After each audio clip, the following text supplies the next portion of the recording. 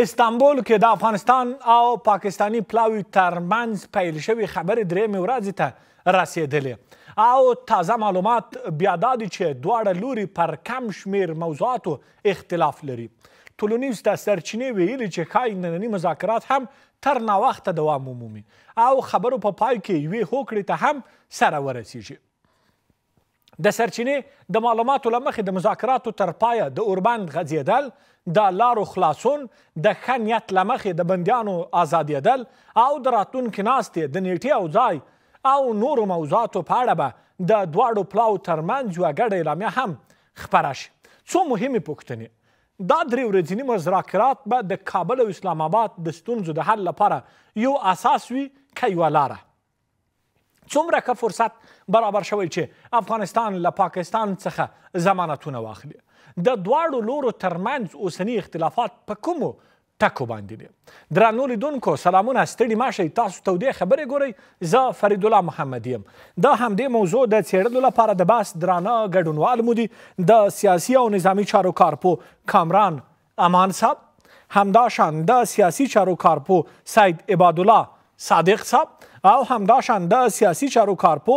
ښاغلی شهاب لیوال صاحب. د بحث درنو ګډونوالو ستړي مه شئ، ښه راغلاست. لیوال صاحب، د افغانستان او پاکستان ترمنځ د استانبول درې ورځني مذاکرات څه ډول ارزیابي کوئ؟ بسم الله والصلاة والسلام علی رسول الله. جناب محمدي صاحب، تاسو ته درنو او قدرمنو میلمنو ته، تخنیکي همکارانو او ټولو لیدونکو ته سلامونه او نیکې هیلې وړاندې کوم. وعلیکم السلام. محمدي صاحب، مخکې له دې چې موږ په دې باندې بحث وکړو چې آیا دغه مذاکرات به نهایي پایلې ولري او دا به مثمره ګټور وي، په دې به بحث وکړو چې له کله چې 1940 کې پاکستان د بریتانیا پر مټ دلته په دې جغرافیه کې وټپل سو، دوی 2 کاله وروسته 1949 کې د افغانستان په تمامیت ارضي باندې یرغل وکړ، دلته یې توپخانهي بریدونه وکړل چې هغه وخت کې د ظاهرشاه حکومت و چې په هغه وخت کې دوی د غرب پر مټ ځینې فشارونه هم پر افغانستان راوړل، ځینې ستونزې هم زېږولې. بیا له هغه نه وروسته د داود خان په وخت کې 80 کلیزو کې دوی بیا هم بریدونه وکړل په کونړ او خوست او ځینو نورو ولایتونو باندې. همداشان د کمونستانو په دوره کې هم دوی وار بریدونه کړي، که چیرې بیا د مجاهدینو حکومت ته راسو، د مجاهدینو په حکومت کې برالله یعنې د دوی لاسوهنې، تشنج، اختلافاتو کې لاسوهنې هغه مسایل دي چې موږ دې نتیجې ته او پایلې ته رسوي چې پاکستان په هیڅ صورت کې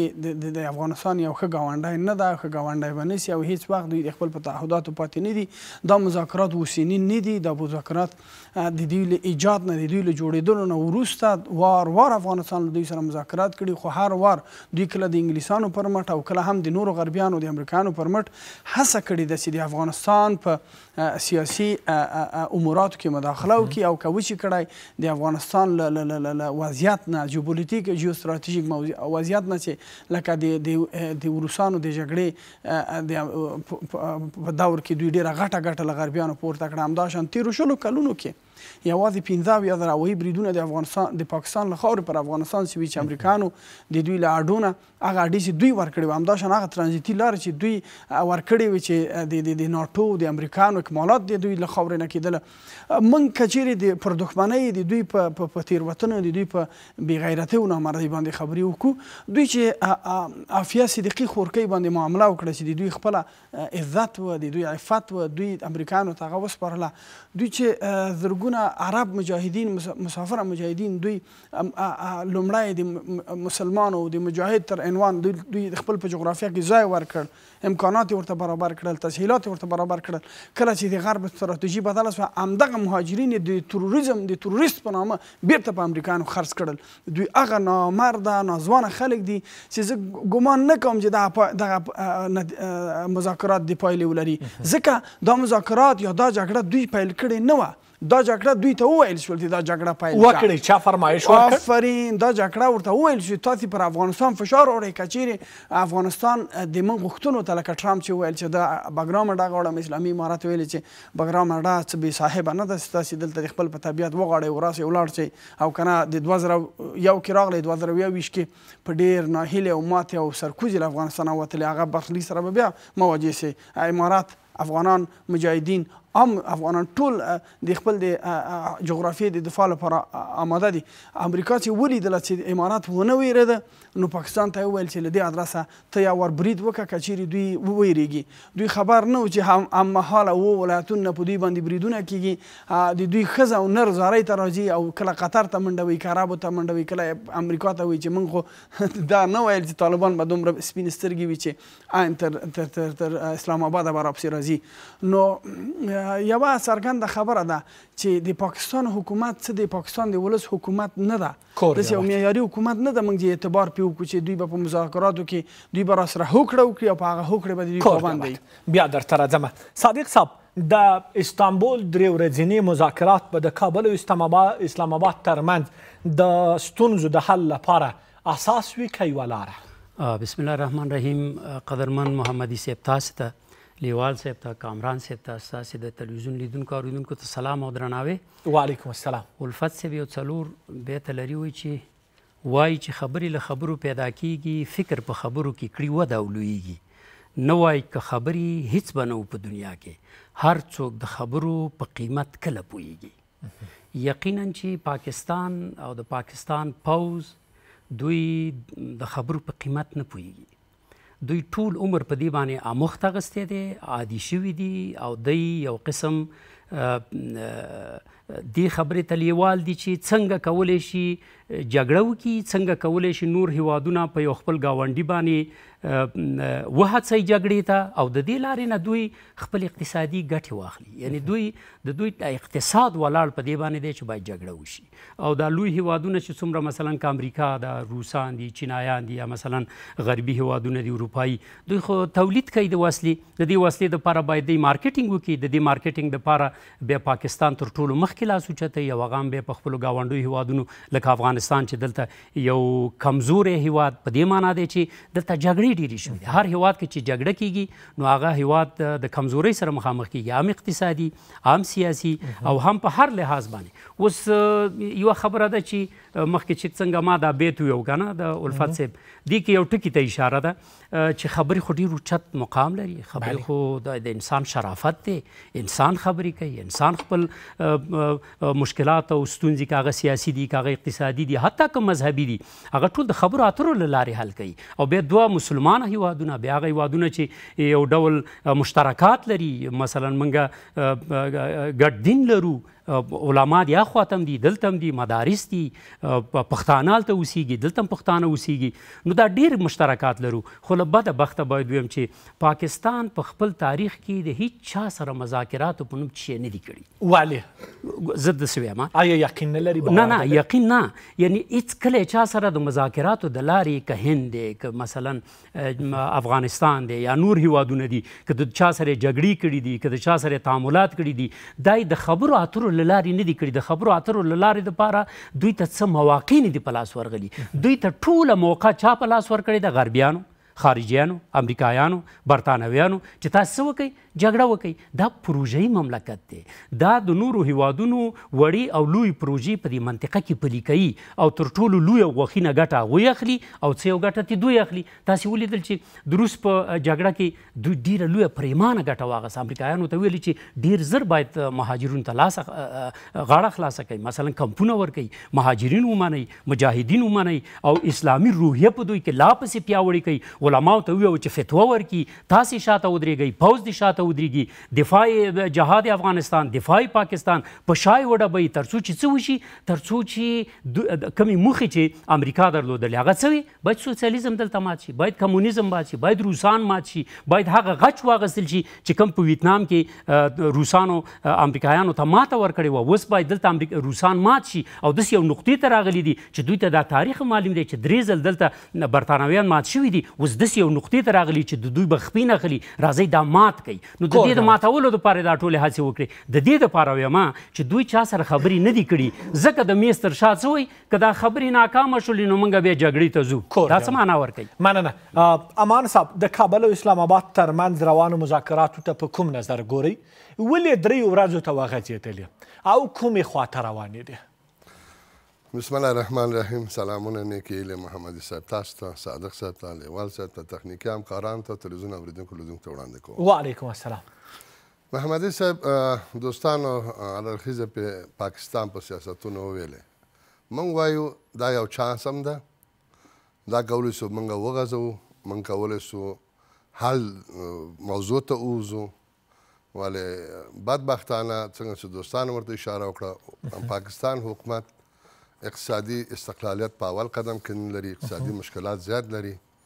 او زه فکر کوم غریبیانو همدا حالت خپله په پاکستان راوست تر هغو چې پاکستان نور هم هغوی ته محتاج او مجبوره سي چې په منطقه کې خپلې ګټې وساتي په یاد به مې کله چې عمران خان د روسیې نه راوګرځېد دنه ژورنالستانو غربیانو پوښتنه وکړه چې تاسې د روسیې سره په تګ څه وکړل ده ویلې چې موږ د روسیې تګ کې دا ویلې چې د روسان پوهېږي او اوکراینیان پوهېږي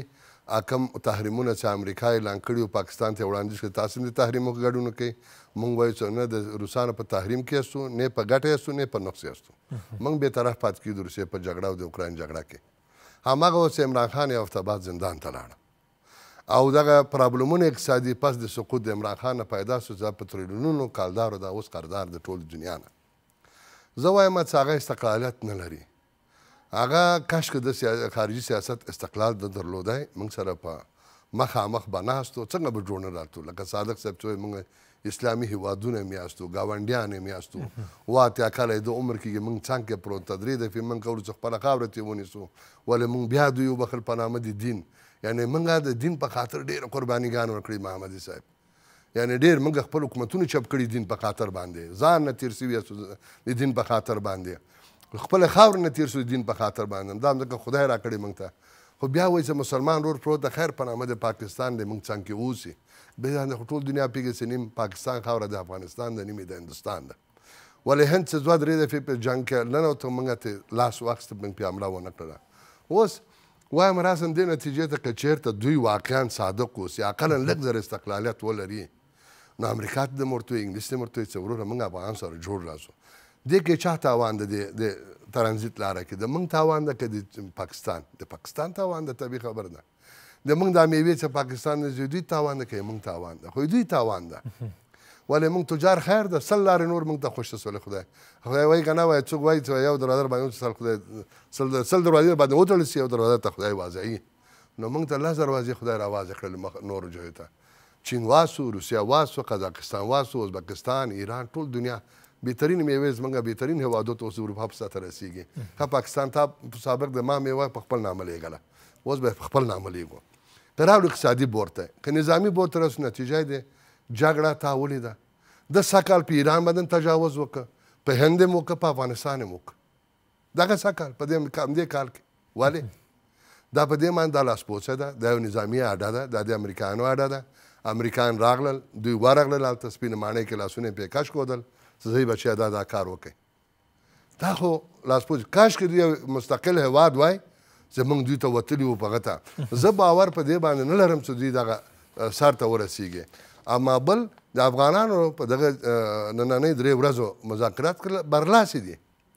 په دغه خاطر برلاسې دي دوی خو په موږ چې نه لري ولې په دوی باندې ډېر ثبوتونه دي داعش ډلې غړي دلته بندیان دي دا سندونه شته تروریستي عملونه د قماندان د قلوردون نیول تر والي نه تر وزارت تر ساده پورې موږ په شهادت علما ورسول دوی د داعش ډلو او تربیسي وي چېرته له کوم ځای را استخدام سوي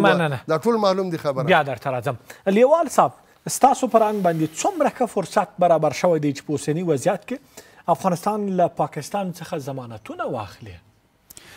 محمدي صاحب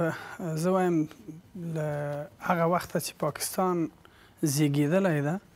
دوی همیشه د افغانستان په جغرافیه کې مستقیم او غیر مستقیمه لاسوهنې کړي دي خو للهم د اسلامي امارت له بیا راګرځېدو وروسته دا هیوادوالو ته نړۍ ته او د سیمې ټولو هیوادونو ته جوته شوه چې د هغه نظام ده چې د خپل جغرافیې نه په ټوله معنا کې دفاع کوي او دا د سیمې هیوادونو ته هم دا وویل د نړۍ هیوادونو ته هم دا وایي چې که چیرې پاکستان دا ور تاسو ضمانتونه تر پښو لاندې کوي هڅه کوي بیا د غربیانو یا په مستقیمه توګه د امریکایانو پالیسي دلته پلي کړي دوی ته به داسې غاښ ماتوونکي ګزارونه ورکول کېږي چې په هغه وخت کې به تاسې هم د وساطت مخ نه لرئ. نو بناء زه څومره موږ تاریخ مطالعه کړی ده، د ظاهرشاه حکومت، د داود خان حکومت، د کمونستانو حکومت، د مجاهدینو حکومت، د ټولې دورې دغسې یو مقتدره خپلواک د یو واحد قومندې او د داسې یو سرښندونکي پوځ او مجاهدینو او داسې یو نظام چې د ولس او د نظام ترمنځ هیڅ نه واټن نشته. کله چې پر پاکستان باندې اسلامي امارت د برید تابعه ونیوله، مجاهدین عام ولس ټولو دې ته آمادګي نیولې وه که چیرې اسلامي امارت دوی ته اجازه ورکړي چې پر پاکستان باندې دوی برید وکړي او د تقریبا د 75 کلونو د ظلمونو، د دوی د تیریو، د دوی د فساد غچ له پاکستانیانو واخیستل سي. په ټوله کې دا طلایي فرصت د اسلامي امارت ده چې د سیمې هیوادونه په حضور کې پاکستان دې ته اړ کړي چې بیا پاکستان د داعش ډلې یا د نورو د جبهې مقاومت تر عنوان یا نورو فیزیکي یا مطبوعاتي ډلې چې دوی لري، هغوی د سیاسي او نظامي فعالیتونو اډې دې هلته وتړلي. که چیرې دوی د ټي ټي پي مسله یادوي، د ټي ټي پي مجاهدین په افغانستان کې شتون نه لري، بلکې دا هغه مهاجر دي چې د امریکایانو په شتون کې دلته چاڼ سوي راغلي، هغوی تایید کړي وو دلته مهاجر پر صفت دلته افغانستان کې پاتې شوي دي. نو بناء موږ ویلی چې دغه مهاجرین تحریک سره تړاو نه لري. دا هغه مهاجرین دي چې دوی 2014 14 15 کلونو کې د غضب تر عنوان قوي عملیاتونه پیل کړل نظامي، د خپل د پاکستان د پښتنو پر مقابل کې دوی په وزیرستان کې، جنوبي او شمالي وزیرستان کې، همداسې ځینې نورو سیمو کې پښتانه یې ووژل، د هغوی کورونه یې ړنګ کړل، دوی لال جومات شهید کړل، دوی اسوات کې، دوی منګوره کې، دوی نورو سیمو کې قوي بوږنوونکي فسادونه کړي چې د سلهاوو پښتانه یې هلته وژلي، په شهادت رسولي. هغه پښتانه چې په خټه په اصل کې افغانان دي، بیرته افغانستان ته راوګرځېدل، پناه یې راوړې د افغانستان ته. بناء دا پښتنو ته موږ د هغوی مخالفین یا هغوی نظامي مخالفین نسو ویلی، ثبوتولی هم نسي. کور دیوت مننه. صادق صاحب، ستاسو په رنګ باندې د اختلاف ټکي څه دي د دواړو لورو ترمنځ؟ او داسې دی محمدي صاحب چې دغه پاکستان چې موږ ویو که نه، کاشکې رښتیا هم دا پاکستان وی، بیا تاسې باور په خدای وکړئ چې موږ به د دوی سره او دوی به زموږ سره اصلا هیڅ مشکل نه درلودی، خصوصا دوی به زموږ سره هیڅ مشکل نه درلودی. مثلا د ترانزیت مشکلات به نه وی، دلته به تګ راتګ وی، دلته د ریل خط وی، دلته به سړکونه به وی، موټروي به وی، تیاري به وی، اقتصاد به وده کولې، تګ راتګ به وی، د پنجابي او د افغان په منځ کې به ډېر ښه تعلقات وی، او موږ به هم ډېر خوشحاله وی چې مثلا زه خو دوی یو هلې ځلې وکړلې او د کله چې درېیمه جګړه په افغانستان کې د انګلیسانو د خوا نه دلته انګلیسان مات شولو او لاړل او موږ خپل ازادي واخیستله، نو دوی هم یو انتباه واخیستله او پنجاب هم دونه یو او سندیانو یو څه وکړل او یو هیواد یې ځان ته جوړ کړه. زه دا هم ښه کار وکړه که نه، یو اسلامي هیواد به دلته جوړ وی او بنګلادیش دې ورسره وی او کشمیر دې ورسره وی، نو موږ به ډېر خوشحاله وی او موږ به ډېر ښه د اسلام په رڼا کې، د اسلام چوکاټ په رڼا کې به موږ د دوی سره ډېر ښه تعاملات لرلې. له بده بخته چې دوی زما یو ورور هلته ایثار کړی، برمته کړی دی، د زمانه او زموږ نه ځمکه نیولې ده او دغه ځمکه د یو وړوکي قرارداد په بنیاد چې 100 کاله و هغه باندې واوښتل، 120 نه هم زیات شولو. اوس په 1893 او 1993 نو په دغومره وخت کې د دغه قرارداد پوره شو او د دوستانو به یادېږي چې 1993 کې سختې جګړې وې چې ویل کېږي چې حتی د وخت پاچا هم پر دې باندې امضا نه ده کړې. نه ده کړې، یعنې معنا دا ده چې دا بالکل غیر قانوني، غیر حقوقي، د بین الدول، د بین الملل د ټولو اصولو خلاف خبره ده چې نه ریفرنډم شوی دی، نه د چا نه پوښتنه شوې ده. یو پاچا د یو چا په ډیورن، یو د چا په هغه هم یو سړی او د دې خوا هم یو کسو دا امضا شوې ده، څونه وخت دپاره شوې ده، هغه وخت پوره شوی دی. ولې نه ورکول کېږي؟ نو خو بس هغه خو پاکستان خو په همدې پاکستان شوی دی چې یو څه باید بلوچستان وي، 42% خاوره د ټول پاکستان یوازې بلوچستان تشکیلوي، یعنی وړوکی پاکستان ورته وایي. همداسې مثلا پښتونستان دی، یا د دوی وسایل دي، د دوی اوبه دي، دلته ګاز دي، دلته تیل دي، دلته ترانزیت لارې دي، تجارت دی، مثلا بشري قوه ده، دا ټول هغه څه دي که دا غرونه دي، د دې ټولو نه پنجاب استفاده کوي او د هغه په خپله نفع د دې نه استفاده کوي. نو زه وایم چې کاش زمونږ د واقعي پاکستان سره چې ما یې نوم واخیسته سند او پنجاب د دوی سره تعامل لرلی بیا به څه مشکل نه وي. اوس دوی غواړي دوی د یو هیواد په توګه باندې چې اوس په دې جغرافیه کې تحمیل شوی دی او دا یوه د سرطان غده ده او د وسط یې وکړه او بالاخره اوس افغانستان ته وایي چې درې خبرې ته عجیبه عجیبه خبرې دي که نه به د هند سره تعامل لري، نه به په خپله خاوره کې ډیم جوړی او زما په خاوره کې چې کومه ناامني ده دا به هم ته مهار کې د دې امن هم ستا په لاس کې دی. نو وسړیه خو راځه دا ومنه که د امریکایانو او د برطانویانو د ټولو ناټو د وتلو نه وروسته په دې افغانستان کې اسلامي امارت امن راوستی دی، خو ور ویې سپاره چې دغه امن هلته هم راولي. که چېرته دا نه غواړي خو بیا ټي ټي پي ته وسپاره چې هغوی د امن راولي، او که چېرته هغه هم نه غواړي نو بیا خو د پوځ وباسه چې دا پښتانه خو هلته پوځ نه مني. نو دا درې خبرو باندې په کوم آپشن کار کې په هغه وکړه که نه خو پوستې دې هم د لاسه ځي، عسکر دې هم اوس نور دې حد ته رسېدلي دي چې نور موږ د خپل مسلمان ورور سره جګړه نه کوو، او چې کومه جګړه دلته په فرضي کرښه باندې وکړله خو تا ولیدل د جګړې کور دی ابد. امان صاحب د مذاکراتو پر مهال باندې پاکستان ځینې شایعات خپرول، مثلا له مذاکرات له خنډ سره مخ شول، پاکستانی لوری یا له پلاوی له مذاکراتو څخه وتلی دی. دوی د کومو اهدافو لپاره دغه شایعات کوله؟ دا شایعات په دې خاطر خو څو بوده لري. دا یو بود خو ما په ان باندې دا ده چې کله چې دوی سندونه د امارات اسلامي لخوا وړاندې شو د تروریزم موجودیت په پاکستان کې او د دوی زندانیانو اقرارونه ویډیوګانې او دلته چې د رهبري داعش په بدخشان کې ګیر راغلل، په کابل ښار کې وټکول سو وځپل سو، هغه فعلي مشران چې داعش په نامه په اوس هم په بلوچستان په ساحو کې جای په جای د غوښتنې د امارات اسلامي دا ټول شوی د ورته واچول. دوی یوه دفعه انکار وکړ، د موضوع نه فرار وکړ چې موږ دا شیان نه منو. نو هغوی ټي ټي پي دعوا کوي. ټي ټي پي دعوا په افغانستان کې دوی هېڅ نوع سند نه درلود، صرف دعوا کوي چې ټي ټي پي لکه مخکې چې لویال صاحب ویلې هغه مهاجرین د پاکستان دلته راغلي چې اول خط کې پراته وای دا انتقال کې وباسئ. هغه وخت کې موږ څونه په تشویش ته نور تبلیغات شو دا شمال ته وړي غواړي دا وکړي دا وکړي، خو هغه مغه خط نه راوویستل راغله شاته مرکزي افغانستان کې جای په جای شول. هغوی چې موږ یا مړه کوي یا موږ بیرته نه ځو تر هغو چې هلته امن رانیسي. نو هغه دوی په ټي ټي پي شماري، همقه بانه نیولې ده او پکتیکا کې هم شته، خوست کې هم شته،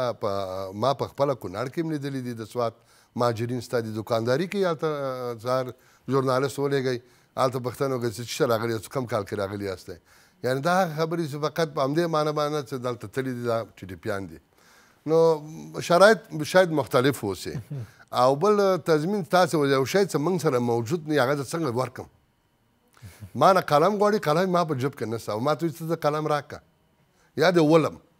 یا به قلم راکړې یا دې ولم، زه ته قلم راسره نشته کوم ځای نه درکړم. نو دوی داسې یو شرط دي. همالته خو نور هېوادونه دي. پات سو راغی که ضمانت وای زما وړاندیز خو امارات اسلامي ته اوس خو به ناوخته یې، نو دا وایي چې دلته باید روسیان په دې مذاکرات کې ناست وای چې موږ یې په رسمیت پېژندلي یاستو. دې کې باید چین ناست وای، د منطقې مشر ده. پاکستان ډېر زیات قرضداره ده، تر ستراتیژیک اقتصادي ملګری د پاکستان پاتې شوی په ټول د تاریخ کې. دلته باید سعودي عربستان چې امنیتي تړونونه سره لري، دلته ترکیه راغلی چې هغه هم په ناټو کې قرار درلود، هم ستراتیژیک ملګری د پاکستان ده. یو قطر ده چې هغه هم چا خبره د موږ هغه د مذاکرات د امریکا سره کړي چې هغه هېواد د موږ منندوی یاستو فرد پات افغان د موږ چې دلته صلح نصیب شو د افغانستان د دوی په ابتکار باندې امریکا سره. خو هغه یو کوچنی هېواد ده چې پاتې ده چې څونه رول لري نه پوهېږم په دې موضوع کې. نو دلته باید امارات اسلامي پنځه شپږ هېوادونه دې مذاکرات راکش کړي وای که غواړي پاکستان سره مشکل حل شوی وای او آینده تخطي چې چا کول هغه به هم په ګوتو شوی وای. خو بیا هم انتظار د دې باسو که چېرته نتیجه ورکړي، پاکستان په خپل نواقصات په خپل غاړه ومني، نو نتیجه به معلومه وي. خو زه باور لرم چې دا مذاکرات ستړي کېدونکي ده. دوی صرف افغانان دې ته راکش کودل چې گویا موږ په دغه دعوا پاکستان دا چغې وولې دوحې ته او عراق ته وبخښه سعودي ته او امریکا ته چې افغانان موږ سره کېنوئ. یعنې دا دوی چغې ووالې. اوس غواړي چې یو بله بدنامي موږ واچوي چې ګوره موږ مجبوریت نه تاسو ته مراجعه وکړله او یو زمینه بل جنګ ته آماده شي چې ګورې افغانان زموږ خبره ونه منله، موږ مجبور شو جنګ ته ووتلو. او جنګ څنګه چې دوستانو نظر ورکړه میلمنو، همدغه پلان ده چې بس څنګه موږ افغانستان وټکو هغه پلان د بوش ده د ټرامپ ده چې افغانستان کې به چېرته ما سره څوک په لس میاشت کې چې ونه مني بیا موږ بله لار به ونیسو بله لار همدا پاکستان ده همدا نظامي اډه ده څه بل واریان دوی نه لري امریکا په بنده یعنې دوی د بل چا په خوله باندې جګړه کوي ما مخکې به مهدي صاحب ویل دا نه وه اقتصادي سیاسي او نظامي استقلالیت پاکستان نه لري پاکستان اردو یو کرایي اردو ده چې هر چېرته استعمال شوی استعمالیږي اوس یې 100,000 عسکر آمادګي نیسي ځي د عربستان سعودي سرحداتو کې غورځېږي کور دې آباد مننه درنو لیدونکو اوس هم لنډه دمه لرو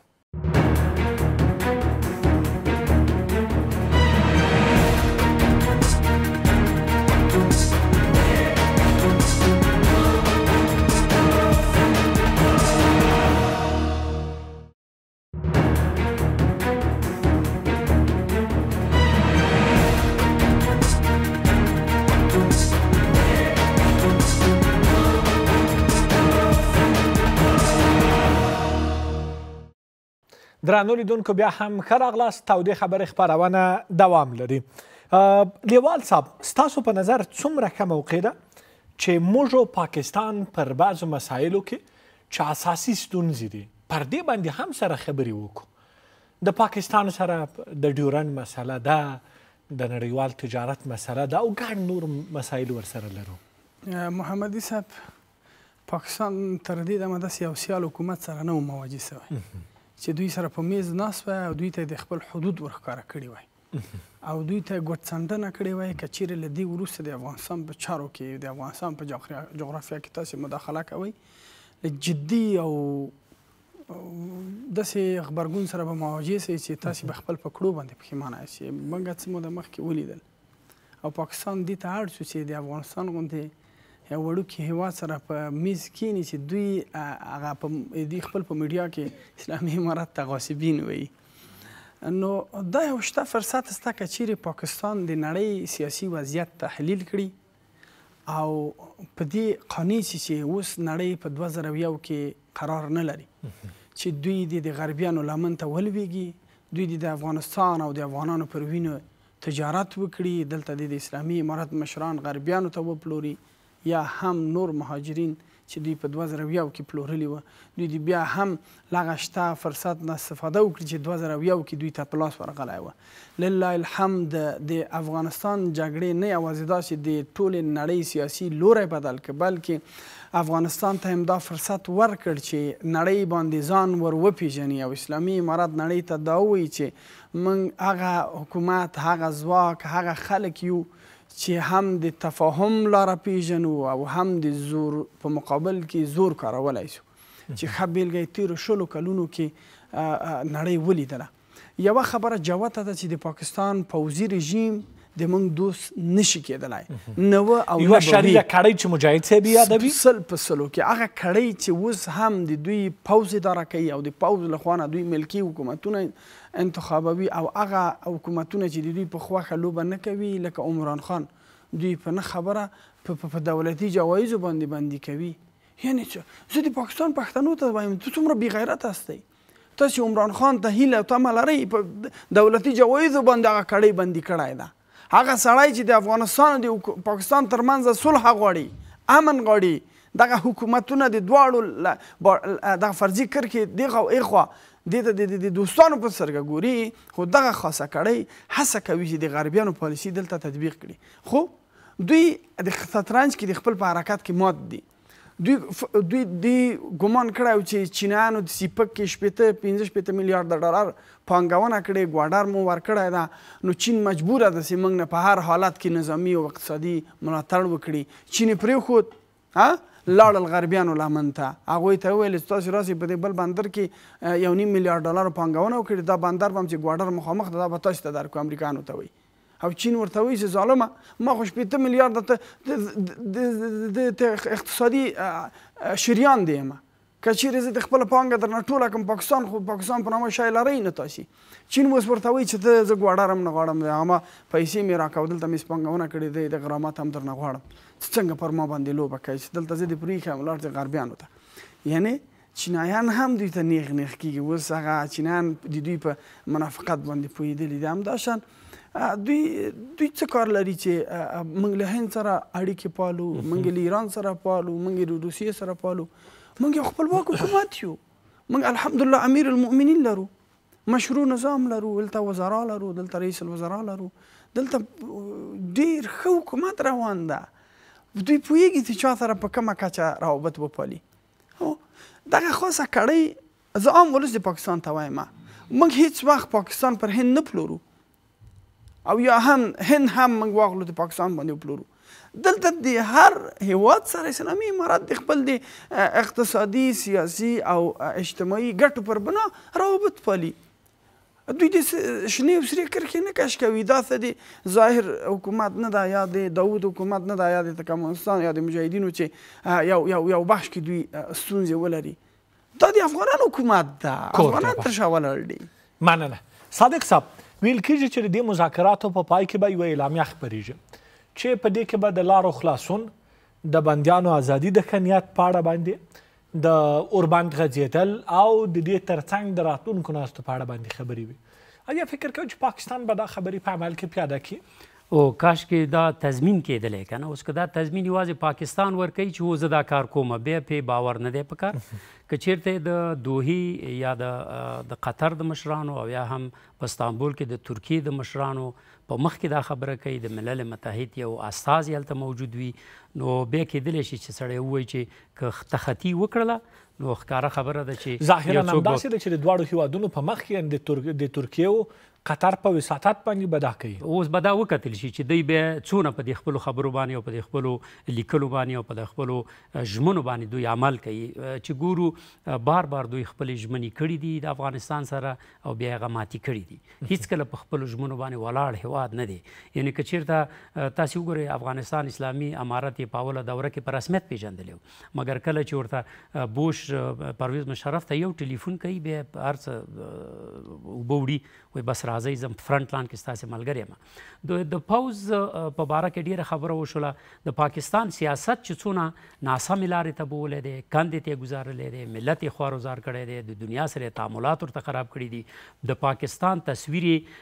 د ګاونډیانو او د سیمې د هیوادونو په شمول ټولې دنیا ته ناسم معرفي کړی دی. هغه د دوی د پوځ ناسمې کړنې او استخباراتي کارونه دي. هغه په دې معنی تاسې په کابل باندې حمله وکړله او یو لانډ کروزر دې ویشته، څوک دې پکې ویشتل؟ هغه سړی خو راووته هلته یې خبرې کولې که نه. تا د رئیس استخبارات د امارت اسلامي ورته ویلي چې کومه دی؟ یا مثلا ته چې وایې چې په پکتیا کې څوک وو او د کرکټ لوبغاړي خو تا دلته د منځه وړي دي که نه. کومه دی هلته هغه څوک چې تا وژل؟ هغه څه چې ته غواړي او تا ټي ټي پي د ټي ټي پي په باره کې خو دوستانو مخکې اشاره وکړله، خو لکه څنګه چې د دې ځینې افغانان مهاجر شو، تا کیمپونه لرل، خو عین عکس العمل اوس زموږ هم دی که نه. اوس هغه ځینې چې زموږ ورونه راځي او خویندې راځي، خو باید دلته ورته کورونه جوړ کړو، حداقل خیمې ورته ولګوو او هلته هغه ملل متحد هم ګوري، یونیسف او یونیسار هم ګوري. نو رال دې ته چې د دوی په کړنو باندې، د دوی په ژمنو باندې اصلا د دوی په تعهداتو باندې باور نه دی پکار. ځکه نه دی پکار چې دا فقط پلبیني کوي. هغه د مارکو روبیو اوس وایي چاته پوښتنه کړې وه ژورنالست چې هلته که د پاکستان سره تاسې تعامل لرئ او ستراتیژیک ملګری هم دی، آیا د هند په باره کې څه اندېښنې نه لرئ؟ وایي نه، هند خو څه داسې هېواد نه دی چې هغه د زموږ د پاکستان سره په تعامل کې هغه د په دې خبره باندې خفه شي یا د هغه په دې باندې اکشن واخلي. نو که چېرته امریکا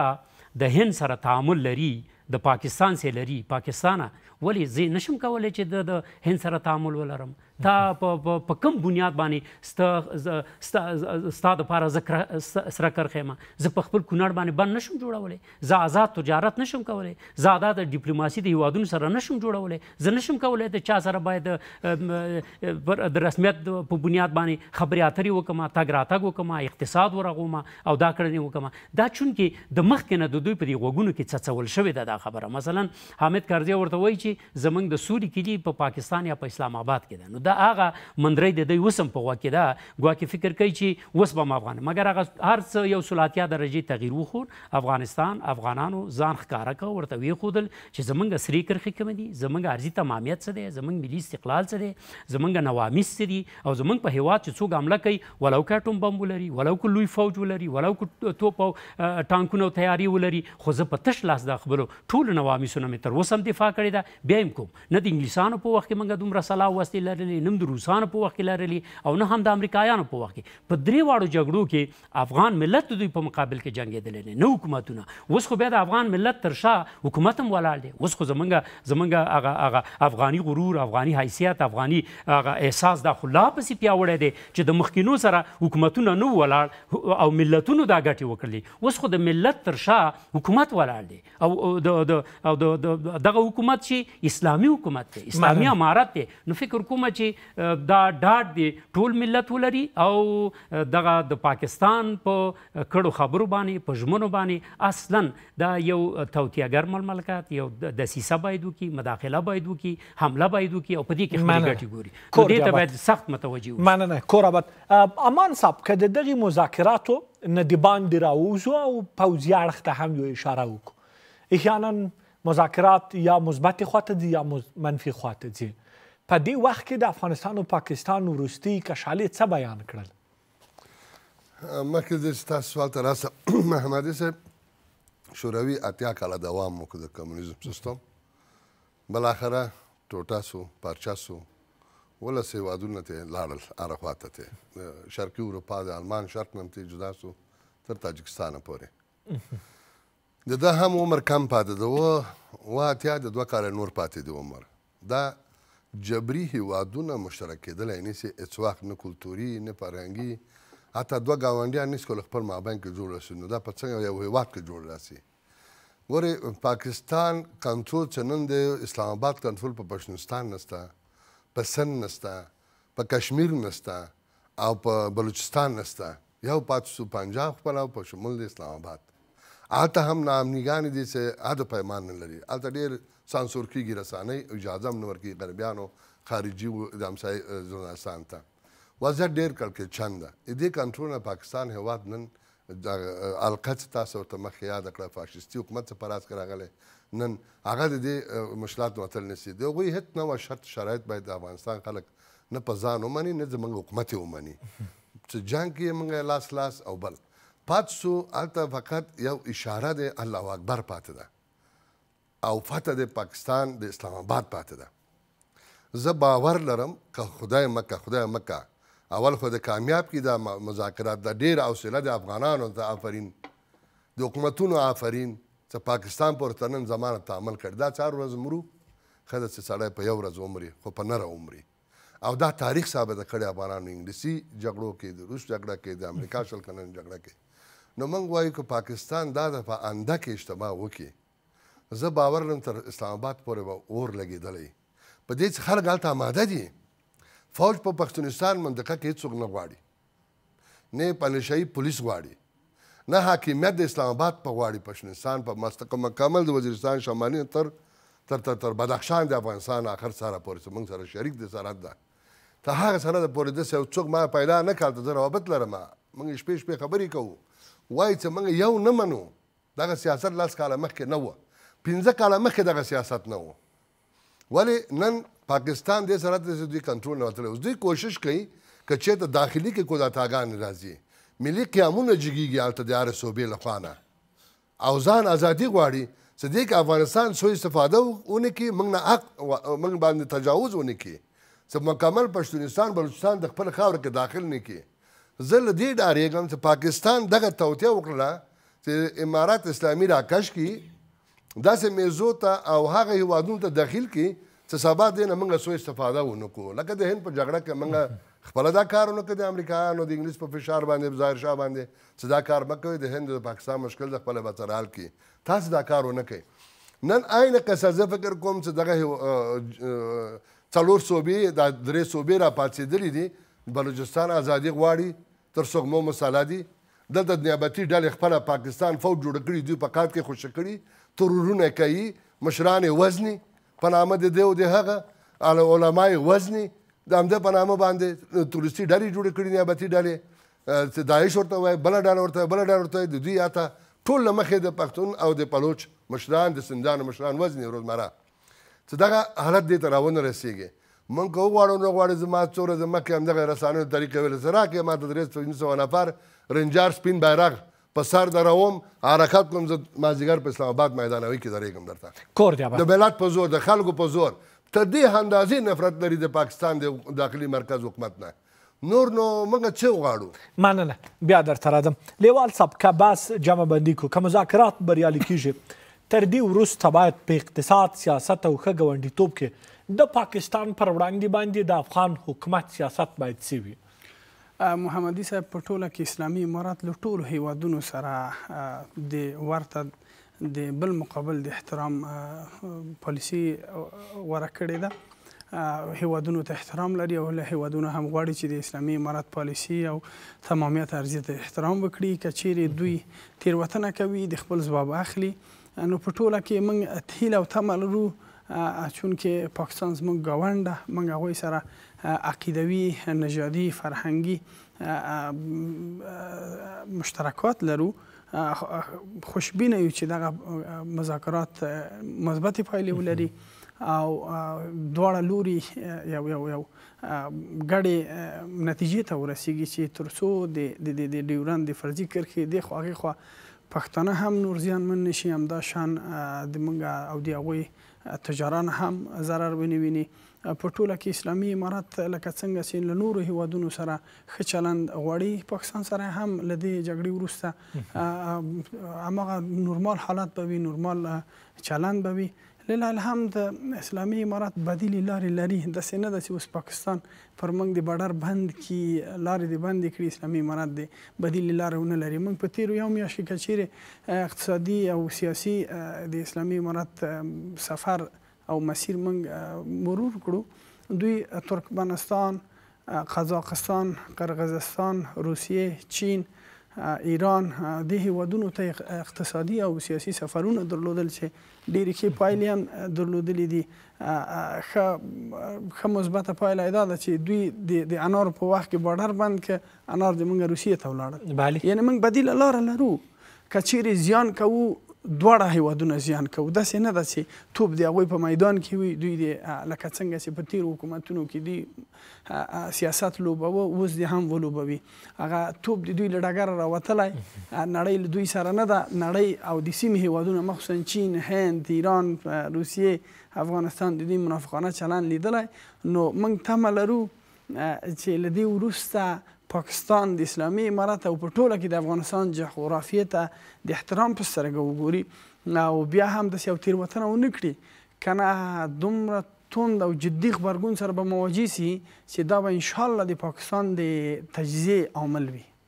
کور جواد. مننه. صادق صاحب ستاسو په رنګ باندې حل لاره څه ده؟ مذاکرات روان دي، مذاکراتو د کامیابۍ لپاره څه کول پکار دي؟ او فکر کومه چې اوس خو مذاکرات خو په دغه څو اړخونو چې تاسې ورته اشاره وکړله او بعضې ټکي دي چې په هغې باندې به توافق ته ورسېږي. د بیلګې په توګه د بیلګې په توګه مخکې چې تاسې ویلې چې مثلا د بندیانو د ښه نیت دپاره او د ترانزیت لاره ده او مثلا په دې اساس ده چې د راتلونکي کې به کوم ځای کې بیا خبرو ته دوام ورکوي او ډزبند به کېږي، دا باید وغځول شي. دا خبرې دي. تر څنګ زه فکر کوم چې هغه کومې ژورې او عمیقې ستراتیژیکې ګټې دي، اقتصادي دي او امنیتي خبرې دي. دویم چې دا اسلامي امارات د خپل طرفه خارجي سیاست په دریو قوي ستنو باندې ودرولی دی او دا یې تعریف کړی دی. هغه څه دی؟ هغه اقتصاد محوره سیاست دی. زموږ اقتصاد ځپل شوی دی. موږ خپل غواړو چې اقتصاد ورغو، هر چا سره غواړو ښه تعامل ولرو. ولو پاکستان تا سره هم لرو. دا اوس وګورئ چې پرونه فکر کوم که نن چې یو روی ریلګاډی د دغه نه راغی د هند نه د وبخئ د ایران نه او راورسېد افغانستان ته. نو موږ غواړو چې تعاملات ولرو. موږ غواړو چې د اقتصاد خپل ورغو. زموږ اقتصاد ډېر ځپل شوی دی. زموږ خلک غریب دي، بیچاره دي، په جنګ کې رالوی شوي دي. اوس نور نه غواړو چې جنګ وکړو، غواړو چې اقتصاد محوره سیاست ولوبو او دا د ټولو هیوادونو سره د متقابل احترام په بنسټ یې ودرو. دا باید موازي وي. نو موازي دا د سیالو هیوادونو، د سیالو ملتونو، د سیالو حکومتونو لاره ده چې ته که چا سره تعامل لري هغه باید د متقابل احترام په بنیاد وي، موازي وي، چې څه اخلي څه باید ورکړي. او همداسې باید اقتصاد محوره وي لکه څنګه چې د چین سیاست و امریکا هم ډزېدله، روسان هم خپل هغه تشدد په مخ وړ، مګر چینایان غلي وو، آرام وو، یو ډېر متوازي سیاست په اقتصاد محور ولاړ سیاست یې ولرو چې بالاخره د امریکا نه په دویم قوت کې اوس په اقتصاد کې ولاړ دی. موږ هم غواړو چې دغه پالیسي په مخ بوځو او دغه یو انتباه موږ د چین نه واخیستله چې څنګه کولی شو، او تاسې وکتل چې چین راوړاندې شو مثلا کوریدور د بدخشان یا داسې پانګه اچونې په واخان یا په دغه کې په کانونه چې دي کنه زیرمې دي د دې راسپړودل، یا د خوشتېپې کانال، یا مثلا سرکونه دي، یا د ریل پټلۍ ده، یا داسې هوایي دهلیزونه دي، دا ټول د اقتصاد نمایندګي کوي. او موږ ټولو سره غواړو چې د پاکستان په شمول افغانستان ملت هم غواړي، افغان حکومت هم غواړي، خو په یو غلط فهمۍ کې د دوی پرې نه وځي. دلته نه روسان شته، دلته نه امریکایان شته، او دلته نه د داخلي جګړو دپاره لارې شته دي. یعنی و تنظیم یو خوا او اته تنظیمه بل خوا، بیروني لاسونه وو، او دلته د مثلا یوه لویه بدبختي وه، لاسوهنې وې، هم د پاکستان، هم د ایران، هم د روسیې غوښتلې چې خپل غچ واخلي، افغانستان یې په اور کې وسېزه، دلته 15,000 انسانان یوازې په کابل کې ووجل، بیا یې مهاجرت ته اړ کړل، تلي مهاجرین هم رانل. اوس دا ټوله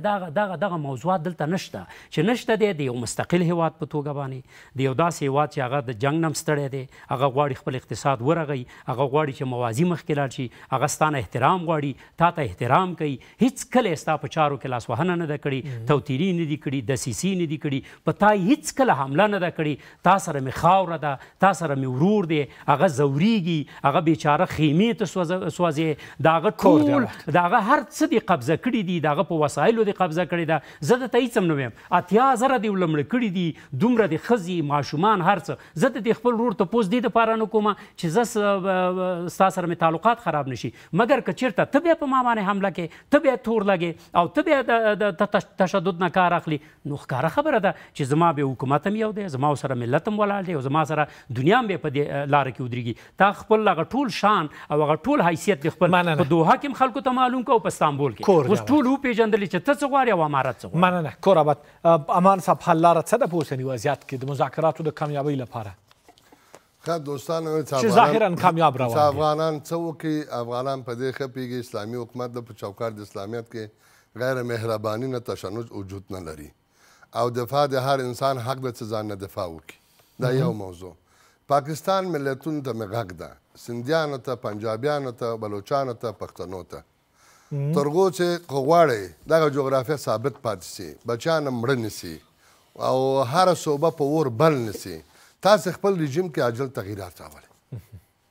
یو ملي قیام وکئ، یو بنیادي حکومت راولئ، فوج له سیاسته وغورځوئ، فوج له پښو وغورځوئ، سر دفاعي فوج دې جوړ سي، او فقط سیاستونه د ټول ملکي حکومت په لاسته ورسي. که غواړئ ګاونډیان سره ښه مناسبات جوړ کړئ، غواړئ دلته ژوند ولرئ آینده. دا یو وړاندیز مې پاکستان هېواد ته. بل، پاکستان موږ ته ډېر زیات ضرورت لري نسبت چې موږ هغوی ته بانجانمیو صادرات، د انګورو صادرات، د انار صادرات لرو. دوی کاسې اګازار په کومه لار تېري چې انرژي پسې مړي. بانجان رومي نه دي ورغلي، 1 کیلو 200 روپۍ ته ختلې ده. یعنې د چرګې د غوښې نه لوړه عادي موضوع ده که نه. الحمدلله موږ هم زیات رومي استفاده کوو، ضرورت هم نشته ورته. دوی کاسې اګازار ته ضرورت دی انرژۍ ته. پېقته په کومه لاره یې تېری د افغانستان په خاوره تېری؟ ته غواړې ټپري د ریل د